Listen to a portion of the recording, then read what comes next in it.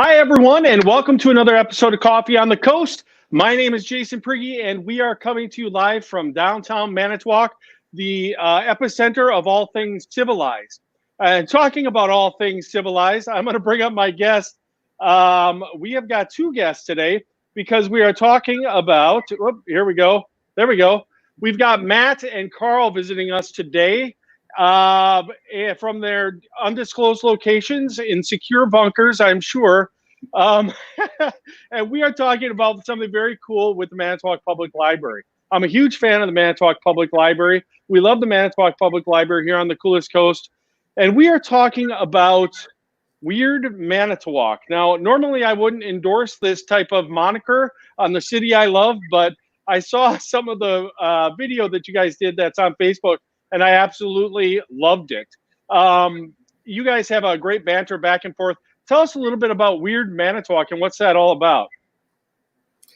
Yeah, well, it's an idea that kind of came out of just conversations that we have had that have been perhaps overheard by others who enjoyed the way we've talked about some of the local peculiarities. Wow, get that out of my mouth today, right?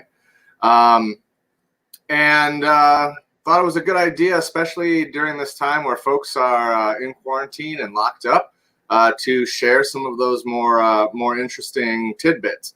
As the library bills it, weird is a sliding scale, and we tend less from the way out there to the more peculiar that we see around town, things that make you kind of go as you're traveling around, and things that you didn't see, you do see all the time, but it never really struck you. And for instance, the Lost Cemetery or the Ghost Cemetery in Rapids, that kind of stuff that just brings you back. And I wonder, and we're kind of answering some of the wonders.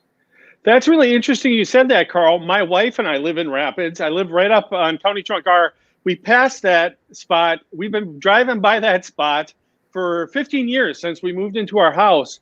What is the deal, really quick? What is the deal with that cemetery? Well, kind of really cool because it's the first one, the first Catholic cemetery in Manitowoc County. And there was a parish there, St. Mary's Parish. And that was our first show, actually. We talked about that area, and no one knows because it's gone. It's been gone for 100 years almost, and all that's left is the cemetery. And thank goodness, some great souls from the County Historical Society brought it back, and it prickles the imagination. Let's put it that way. I love that, prickles the imagination. So you both are in education, and it's really interesting to hear the banter back and forth because what you're doing is having fun and you're educating people at the same time. I want to bring up the graphic here because I love it. So if people go on the Manitowoc Public Library website, you'll see this graphic, and you have a few shows coming up. So tell us what's up and coming for Weird Manitowoc. Well, the next one is, I would say, probably it's near and dear to both of our hearts. Both of us have relatives who were very, very fascinated by circuses. My mom is a survivor of the 1944 Hartford Circus fire, and so it's always been part of my life. And Matt can speak to his side of it. Yeah, and my grandfather was president of a local circus fans club, had me and my family going to circuses since I was little. I think somewhere in the photo album is me before, younger than a year old, petting a rhinoceros. So been around it for quite some time. And so, well, yeah, and it's going to be neat because there was a circus school here in Manitowoc. So who'd have thunk it? This was a place that the big circuses came to recruit. Wow. There was actually where was the circus school located? At the vocational school. Most people know Gene Wolfmeyer's former studio. What's now known as Clark Bridge Hall, I believe. Yeah. Sure. We share a landlord. The people who are landlords here for me also have that building. So What's really interesting about the circus to me is now the circus used to be such a huge form of entertainment. When the circus was in Manitowoc, just real quick, I know I want people to tune in, obviously, but I have a quick question because did they come in on rails or did they come in via the roadways? Matt, you can speak to that more, right? Yeah, it really depends on the era, and it depends on the circus. There were, in the heyday of circuses, there were many, many different operations, large and small. And certainly the larger operations would come in by rail and be more near the outskirts of town, wherever they may be at the time. And some of the smaller operations could get a little more into town a ways as they come in by road. Wow, very cool. Very, very cool. I know we had a large railway infrastructure here that is still intact, of course, because we're such an industrial community. So I'm going to put this placard up again. I want everybody to join Wednesday, May 13th from noon to noon 30. It's a virtual event, Weird Manitowoc, and it's the circus. And this is not the only one you guys have coming up. The other one is socialism. And I thought that was a really interesting topic. Why socialism in Manitowoc? Well, a lot of people don't realize the history of socialism, one in Wisconsin, but Manitowoc in particular. Around the turn of the century, Manitowoc actually had two different socialist mayors. The reason we have Manitowoc Public Utilities is because of one of those mayors took on a big fight with Mr. Charles West, who opposed that. We'll talk a little bit about the details of that in the show. And it's something that we still have today. That is something that we take pride in as a community. And there's very few public utilities out there. And of course, in terms of the nature and the spirit behind that, certainly comes from those socialist principles. We're also going to explore some later on Cold War era stuff as well. We're going to talk a little bit about the career of Carl Rankin, who is a Manitowoc-born ambassador who ended up being an ambassador to two different communist countries. So we'll explore his career a little bit as well. That's amazing. Well, go ahead, Carl. I was just going to ask you, what do you think about that? No, absolutely. It's huge. And we'll talk a little bit beyond that too, the nature of our Germanic roots here in Manitowoc. Largely came here in 1848 after a socialist revolution failed revolution in Germany, and they came here as refugees. So we'll refer back to that stuff too.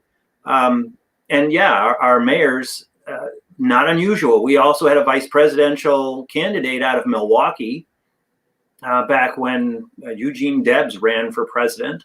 I mean, this is actually, he was out of the northern part of Wisconsin, I guess, but ended up in Milwaukee. Anyway, you know, these kind of goofy things, it's a very strong feeling within the history of Manitowoc and the state itself. Wow, very cool. You know, I love all the facts about Manitowoc, and I'm learning every day. I've lived here for 20 years. As you guys know, my wife spent some time in public service, and she has so many cool things that she's turned me on to, from the ring outside the RAR West where Sputnik hit to the socialist mayor, you know, those type of things. What stands out in your mind as, so far in your discovery and your research, as like the number one weirdest thing about Manitowoc?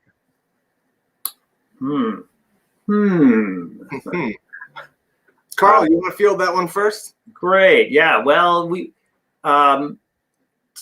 today we were talking about the hobo jungle, which is kind of a really strange phenomenon. It wasn't exclusively to Manitowoc, but a little spot that I think no one would have thought we would have had. And yeah, I guess that's what I would throw in for. It was also a cool. We went out on on location. Yes. For this week's episode, so that was fun. Matt?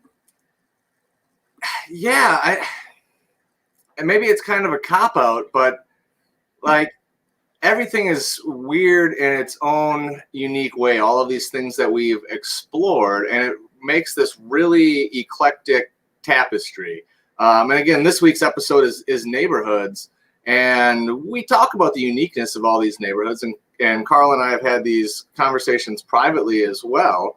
But it wasn't until really traveling around the town and taking a look at these places and you realize, yeah, you know, we're not so different than the rest of the world. We did, you know, settle this place in these ethnic neighborhoods, and we kind of did stick to our own, and it kind of builds from there. And this community and this tapestry builds. And I think not only is it weird to see how similar we are to other places, but I think it's really really inspiring to see that in our community as well.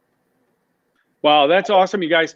You know, I really appreciate the fun attitude that you both have, and I'm really a big fan of our award-winning public library, and I love the way they've shifted to a lot of online content during this crisis. So thank you, gentlemen, so much for joining me today, and thank you for contributing to this awesome place. I'm not going to say weird place. This awesome place we all call home.